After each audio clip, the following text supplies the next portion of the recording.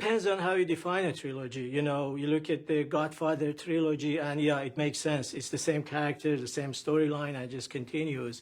You have another example, Kieślowski's Three Colors, and that's also a trilogy thematically, you know, talking about fraternity, liberty, and equality. In case of Kiarostami's film, I think it's more a question of the place, the setting, which is Kokar, obviously. Kokar itself being part of Rostamabad, a village there, which is part of the larger region of Rudbar in the northern Iran. I just read an interview I did with him in the summer of '97, and I asked him, do you mind people calling these three films the Kokar trilogy? And he said, no, I don't. And I do know that he kind of came to accept the term reluctantly and gradually. And I think that's because, obviously, A, he didn't set out to make a trilogy, and B, he didn't coin that term. Somebody else did. It just sort of came into the atmosphere. But he didn't reject it. And, you know, he said to me, well, you know, these three films are just connected by the accident of place. I sort of disagree with him saying the accident of place because, first of all, it was no accident. He went to this place 3 times intentionally. And he created a lot of meaning around this place, and the films create a lot of meaning around this place. It's a very organic thing. In the first movie, we see Kokar as a character, basically, more than just a setting.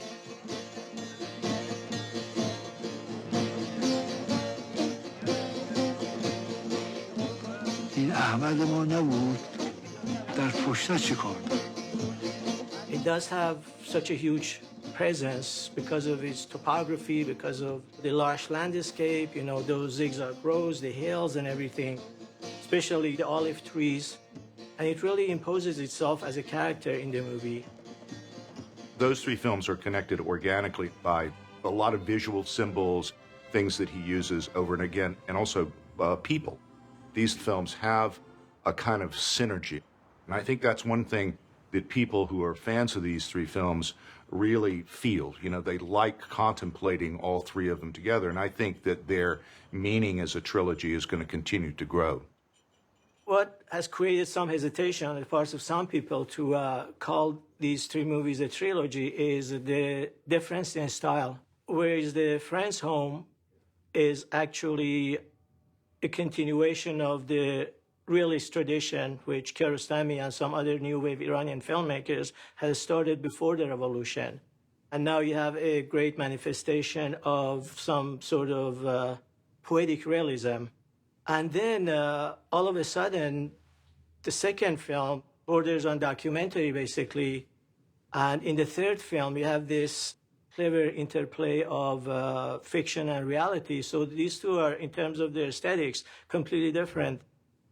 And I think what happened was Homework and Close Up, the two movies that Kiarostami made right after Raise the Friend's Home and before the other two.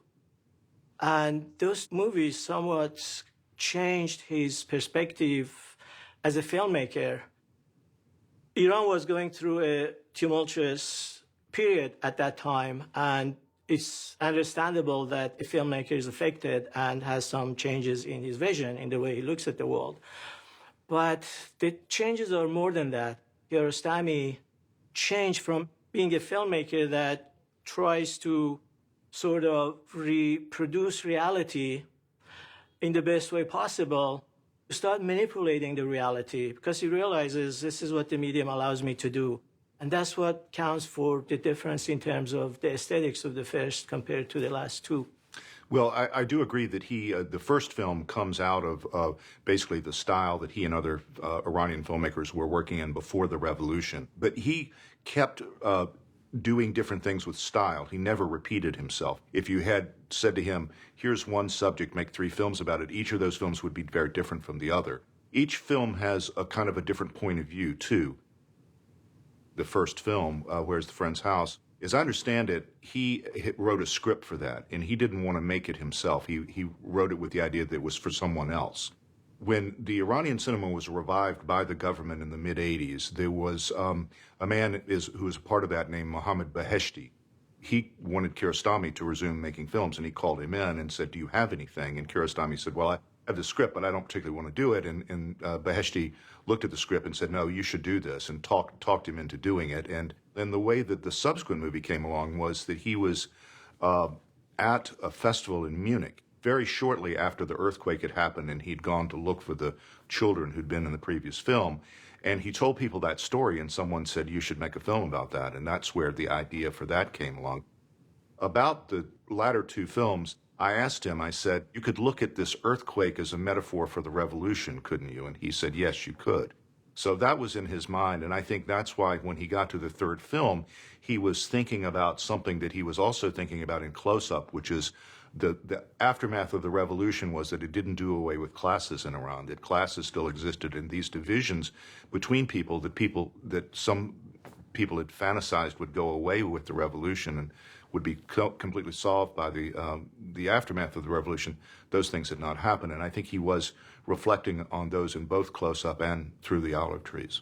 I'm glad you mentioned that, because one of the accusations against him was being sort of oblivious to what was going on in the country. You know, you have a country going through a war, a revolution before that, a hostage crisis.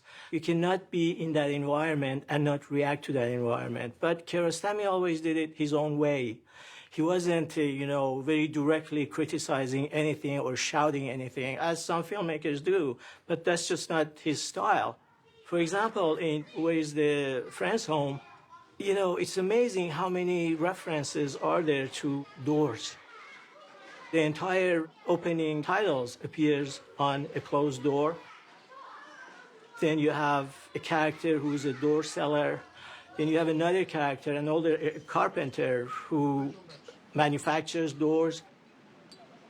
So you put all those references to doors when you're living in a closed society, when you're living under suppression, when you don't have the kind of freedom that the artists need to really create.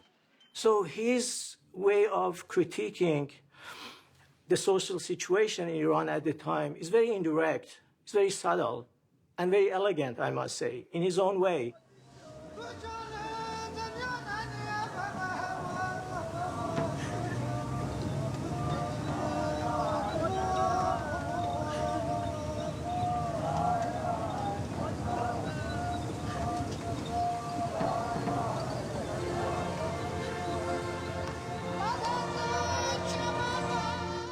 I was interested in him telling me that the film he got criticized the most for was In Life Goes On, because I thought that film really is full of great feeling for the people in that area, what they suffered as a result of that earthquake. It seemed to me that would be a film that would be very easy for Iranians to embrace. But he told me he was criticized for being an egomaniac, for putting himself in there, for using Western music, and for exoticizing Iran for Western viewers. That was his first film to go to Cannes, and I think that maybe had something to do with it. I think that there was certain jealousies in the film community that began to erupt when he started climbing the ladder at Cannes. And there were hardliners in the country also that were critical of Kiarostami's movies, because he and his movies were creating these bridges to the outside world, and they weren't happy about that. So they ended up accusing him of making festival movies. But they were using that in a derogatory manner, saying that you're making movies for the festivals and for the foreigners, not for your own people. And that's why you have all the ambiguities, all the ellipses, all the omissions in his movies, all those disembodied characters that are involved in long dialogues we see in And Life Goes On, and also in Through the Olive Trees. So these are all ways in which he's using to increase the participation of the audience. A classic example would be what he does at the end of Close-Up, where the soundtrack is intermittently cut, and we don't get some of the dialogue, and we're forced to make up the dialogue that we're missing. به هر حال نمیبینم. بعد کنم. نه اصلا نمیشه این تکرارش کرد که. من میبینم. پشت تاکسی داره موتورشو میسکینه دارم. آها دیدمش. دیدی؟ بله. آقا صدا قطع شد. چه؟ صدا قطع شد. یعنی چی؟ یعنی چه قطع شد؟ یا از فیشه یا از میکروفون گردنی آقای مخملباف. وسایل مستعمل دیگه. سیمش از داخل قطع بس میکنه. سال 52 داره کار میکنه دیگه. سه دومه. درست. همینجوری بخواد قطع وصل بشه؟ الان اینطوریه دیگه. I think this idea of the half-made film is very important to his whole career after the revolution. In fact, the most conventional film is the first feature he made, Where's the Friend's House? And then from then on, I think starting with Close Up, he adopts what I think in his mind is a much more poetic approach to making films. سرکار ببخشید نمیدونین راه بازیارن؟ بله بازه کدام مسیر شما میخوای برید؟ رودبار. تا خود رودبار بازه. I think a great example of that is in Life Goes On. Kiarostami just starts with the guy in a car. You don't know who the guy is. You don't know who the little kid is. You don't know where they're going. You don't know what they're up to. And you just piece it together as it goes along. He involves the audience in that way, and I think a way that is very akin to poetry. Most poetry is like that in that it involves you imaginatively, and the film is the same at the end. He doesn't end where he was supposed to end, in where every Hollywood film would have to end, of finding the little boys and they're alive, thank God, but he just leaves that out. So I think that this kind of thing of taking a poetic approach that avoids all the usual prosaic ways of storytelling is important to him through the rest of his career. And not only a poetic approach, but a playful approach as well. Yeah. He's really having fun. You can tell that this filmmaker is having fun as he's making the movies. Right. And there's one scene, most people may not even notice that because it's a very quick pan shot. پلان دو برداشت سه. حرکت. Throughout the movie, especially when they're doing the multiple takes, we keep seeing the slate. And the slate says, under the olive trees, not, and life goes on. Is that a mistake? I doubt that. The inside joke that he played when he was casting the two boys in Where's the Friend's Home. They're brothers, as you know. Yeah. They don't play brothers, No. but they're real-life brothers. Yes. And their name is Ahmad and Babak. One who plays Ahmad in the movie is called Babak, but he gave him Ahmad, the name of his brother. Ahmad. So you can imagine that maybe the confusion or maybe just pure fun, that the whole crew would have that, hey, Ahmadpur is your brother, but we're going to call you Ahmadpur. In most of Kiarostami's films, he uses non-actors. And the first actor really to have a prominent role is the director in Through the Olive Trees, who was really a famous actor. But going back to the film before that, Kiarostami told me the story about casting the lead role of the director in that film. The guy's last name, I don't remember. His first name is Farhad. Kharadman. Exactly.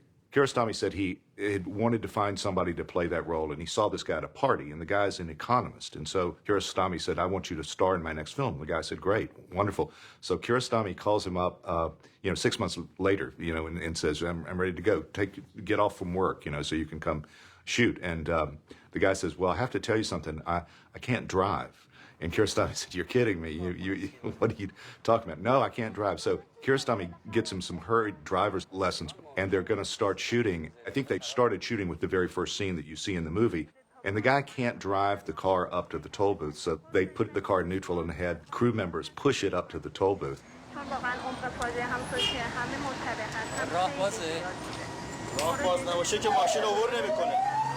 And then in the second scene, the guy ran the car into a truck. And people, Kiarostami's crew were going, you're making a road movie and you've got an actor who can't drive. But then Kiarostami said to me, he said, it was actually very good because he looked so nervous trying to drive that it looked like he was really concerned about these kids.